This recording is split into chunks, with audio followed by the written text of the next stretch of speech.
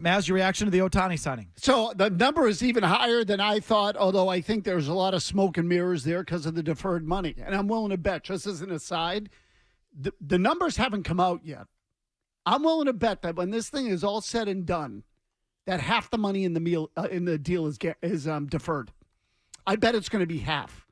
$350 million of it will be deferred. And as a result, his luxury tax salary isn't going to be anything remotely close to $70 million. It's going to be something in the 40s. And they probably extended the payments out over who knows how many years. Now, look, I know a lot of fans don't care about this stuff, but Mookie Betts signed for $30.4 million with the Dodgers, AAV. The luxury tax numbers is $5 million less than that because they deferred the money. Betts' contract actually runs over 24 years with the Dodgers. This is going to be way worse than that. So it hits their luxury tax in 24 years.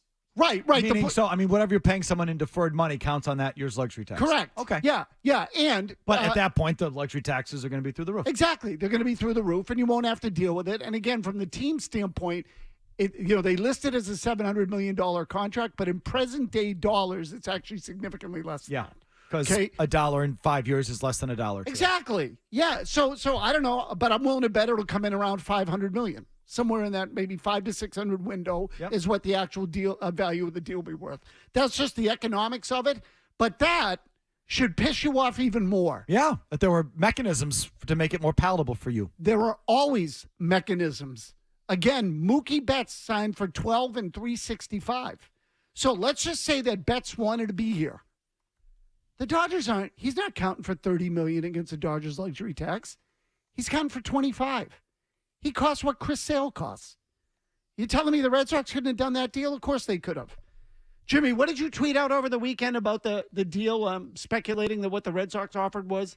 I was waiting for there to be some sort of leak saying that, the Red Sox, they finished close. They bid $650 million over 10 years for Shohei Ohtani, and the Rangers were at $700, and the Blue Jays were at $700. That's what I was waiting for. I was waiting for somebody to come over the top rope and say, oh, the Red Sox were in it till the end. They were still having conversations. They were in on it, and they were willing to spend the money.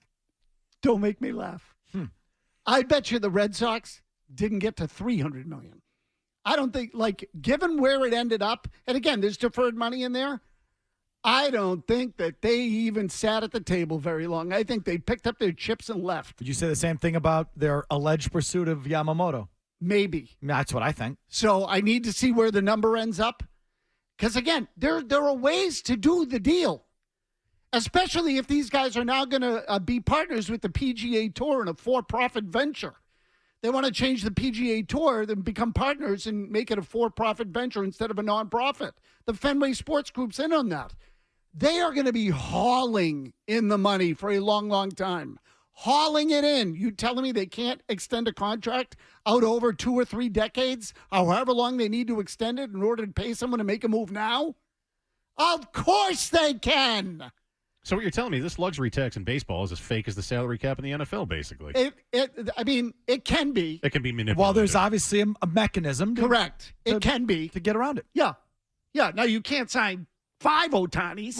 Right? But you can sign guys. You can massage it. Yes. You can sign them to astronomical deals, extend the payments out over decades, and when your farm system gets good, make the money back.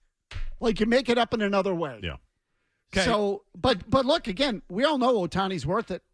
He's worth it. Yamamoto? I'm worried. What I'm worried about with the Red Sox more than anything is that all these teams are going to do what the Dodgers did. They're going to come in with some bag of money, and they're going to throw their nuts and the bag of money on the table, and the guy's going to take it, and the Red Sox are going to take their chips and go home. And they're going to sign what's the guy's name? Something O'Neill? Tyler O'Neill? Well, what do you mean sign him? They just traded for Tyler O'Neill. But you know what I mean, traded for him. And I know nothing about the player. I know very little about him other than what the bio says. Oh, well, then we're porked. I was going to say, tell me about this guy. Okay. He's like a big muscle. I mean, I remember him in St. Louis because I watch Brewers baseball. See, a couple of years ago, looked like the next big sort of steroid-fueled Cardinal player, like a big lumbering. Have you seen him? Oh, he's a total meathead. And I say that in jest. The steroid part, but he, it was like just another one of these Cardinals, just jacked Cardinals, but bashed the baseball. And then you never really heard from him since, and he's sort of been like a big disappointment there for the last 3-4 years. He can't stay healthy. He hasn't been able to reproduce what he did. I guess the year was 2021. 34 and 80 RBIs, OPS of 912. He was 8th in the MVP that year, so like he was a guy.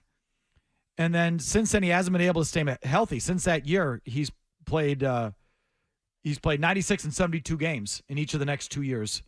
And his production has fallen off. And so, he also had some issues with his manager this past season. Hustle issues. Sound familiar? So he's a problem on the baseball field. He doesn't want to hustle out balls, hustle out plays, things like that. You know what this is, O'Neill? Where's the reporting on that, by the way? I read the bio. I've asked around. I've never really seen him play. Okay, or not to my recollection, not anything that would allow me to make any sort of judgment. He's a 2-time Gold Glove winner in the corners.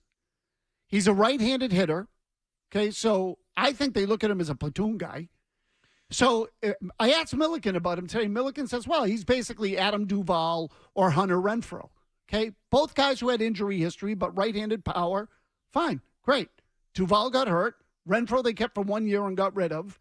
And I would tell you that this guy is not a Gold Glove center fielder. So if they want to sell me on the defense, he's Gold Glove in the corners, but he's not a Gold Glover in center field. So that doesn't do me any good. I don't need a part-time right-handed bat. I need a full-time right-handed bat. This is another Chaim Bloom move. This is exactly what Chaim Bloom has done over the last couple of years.